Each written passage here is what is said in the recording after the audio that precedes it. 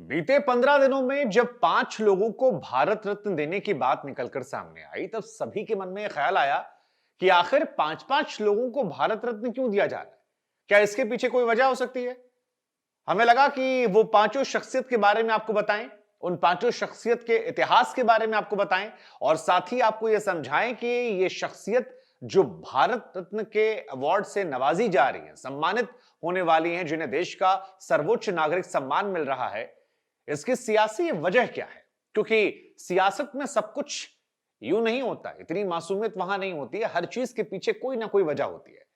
तो केंद्र सरकार की तरफ से जब पूर्व प्रधानमंत्री नरसिम्हा राव, चौधरी चरण सिंह और वैज्ञानिक एमएस स्वामीनाथन साहब को भारत रत्न देने का ऐलान खुद प्रधानमंत्री ने किया और उससे पहले आडवाणी जी का ऐलान हुआ था, तो हमें लगा इन सभी के बारे में थोड़ी थोड़ी जानकारियां जो है हम आपको देते हैं, क्योंकि चाहे वो कर्पूरी ठाकुर हो, लाल कृष्ण आडवाणी हो, एमएस स्वामीनाथन हो, चौधरी चरण सिंह हो या नरसिम्हा राव हो, इन सब को भारत रत्न देने के पीछे एक तो उनके काम, उनके योगदान की वजह है और दूसरी वजह जो है वो सियासी है।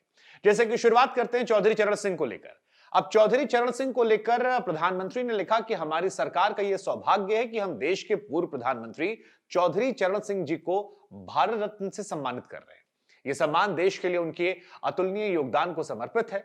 उन्होंने किसानों के अधिकार और उनके कल्याण के लिए पूरा जीवन समर्पित किया था। उत्तर प्रदेश के मुख्यमंत्री रहे हों, देश के गृह मंत्री रहे हों या फिर विधायक के रूप में राष्ट्र निर्माण को गति दी, आपातकाल के विरोध में भी डटकर खड़े रहे। हमारे किसान भाई बहनों के लिए उनका समर्पण भाव और इमरजेंसी के दौरान लोकतंत्र के लिए उनकी प्रतिबद्धता देश को प्रेरित करने वाली है। ये तो कहानी हो गई जो प्रधानमंत्री ने कही। अब जैसे ही ये बात निकलकर सामने आई, रालोद के मुखिया जयंत चौधरी अपने दादा और किसानों के मसीहा पूर्व प्रधानमंत्री को लेकर कह रहे थे कि भाई हम तो खुश हो गए, मोदी जी ने दिल जीत लिया।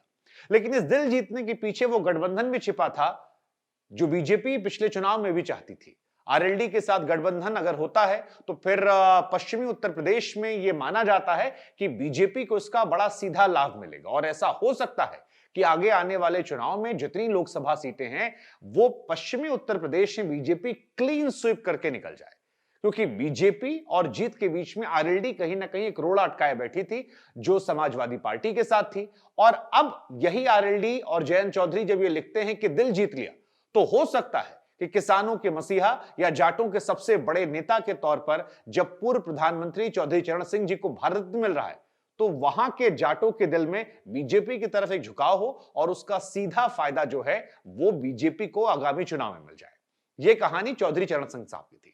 अब दूसरी कहानी जो है वो नरसिम्हा राव साहब को लेकर है।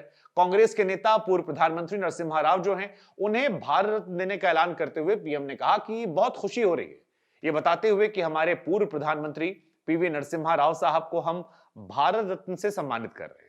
एक प्रतिष्ठित विद्वान राजनेता के तौर पर नरसिम्हा राव ने विभिन्न पदों पर रहते हुए शानदार तरीके से भारत की सेवा की।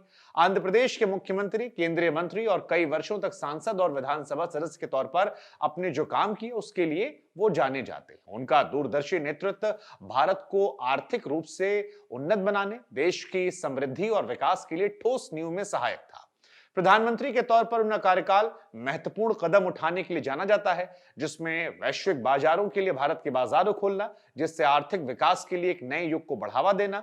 इसके अलावा भारत की विदेश नीति, भाषा, शिक्षा क्षेत्रों में उनके योगदान के लिए एक ऐसे नेता के तौर पर बहुमुखी विरासत को रेखांकित करता है जिसने न केवल महत्वपूर्ण बदलावों के माध्यम से भारत को आगे बढ़ाया, बल्कि संस्कृति और बौद्धिक विरासत को भी समृद्ध किया। तो ये बात जो है ये बिल्कुल सच है कि नरसिम्हा राव ने एक दौर में भारत के बाजारों को अंतर्राष्ट्रीय कंपनियों के लिए खोल दिया था, जिसका फायदा यह था कि भारत उस दौर में रिसेशन से निकल कर आया था।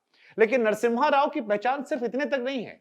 नरसिम्हा राव की पहचान उस व्यक्ति के तौर पर भी है जिस पर कांग्रेस के अंदर से ही आरोप लगते हैं कि जो रामलला के मंदिर निर्माण की कहानी है उसमें उनकी भूमिका भी है। दूसरी बात यह है कि कांग्रेस ने नरसिम्हा राव को अपनाया नहीं। कहा जाता है कि उनके शव को भी दिल्ली लाने से मना कर दिया गया था।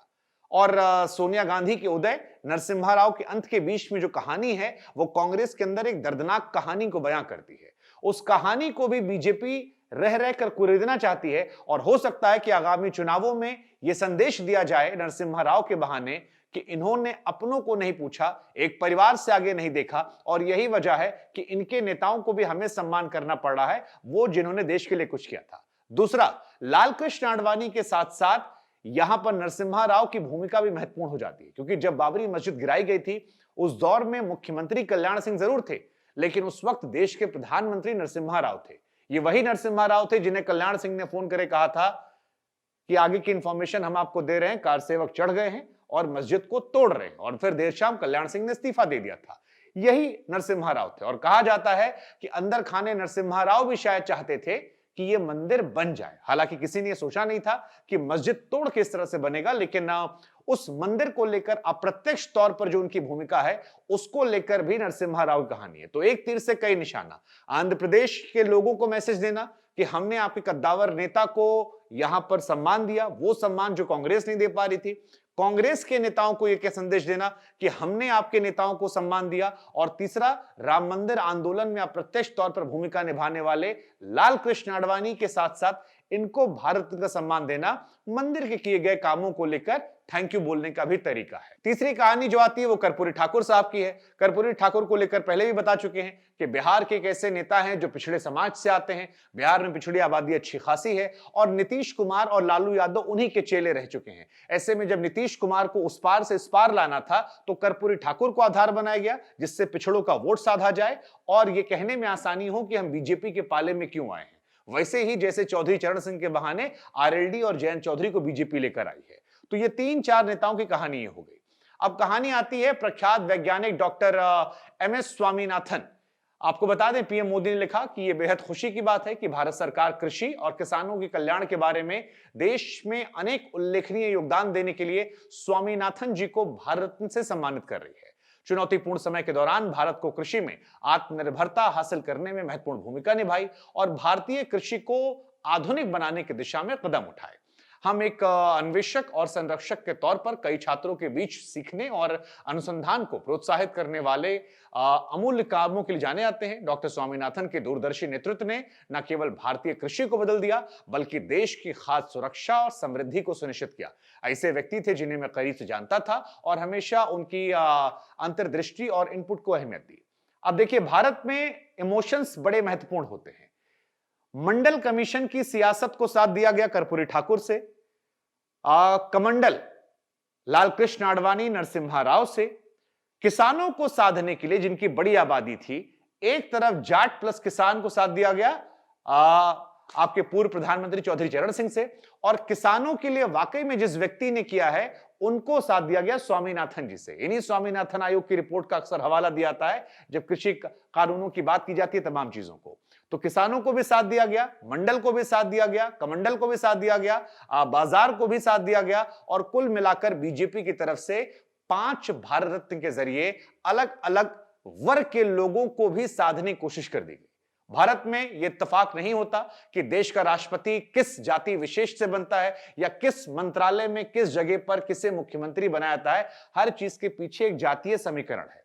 बेहतर है कि हम और आप इसे स्वीकार कर लें। हमें लगा कि इसकी इनसाइडल कहानी जो है इन 5 लोगों को भारत देने की, सिवाय इसके कि उन्होंने वाकई में अपने अपने इलाकों में अच्छा काम किया है, उसे किया जाए और उसके पीछे कहानी आपको समझा दें। हालांकि आने वाले समय में अगर आपको काशीराम जी को भी भारत रत्न मिलता हुआ नजर आए तो आप हैरान मत होइएगा, क्योंकि आज जब इन 5 लोगों की अनाउंसमेंट हुई तो मायावती ने भी दबी जुबान में कह दिया कि इन 5 को दिया अच्छा है, लेकिन दलितों के मसीहा काशीराम जी की तरफ भी देख लीजिए। वैसे अंबेडकर को भी काफी देर में मिला था, जिसको लेकर बीजेपी निशाना साधती रहती है। अब काशीराम की कहानी है, अगर मायावती को भी शायद नजदीक आना हुआ तो हो सकता है आपको यह भी कहानी नजर आए। लेकिन फिलहाल इन 5 की कहानी यही है, और ऐसी तमाम कहानियों के लिए आप जुड़े रहिए न्यूज़ बुक के साथ।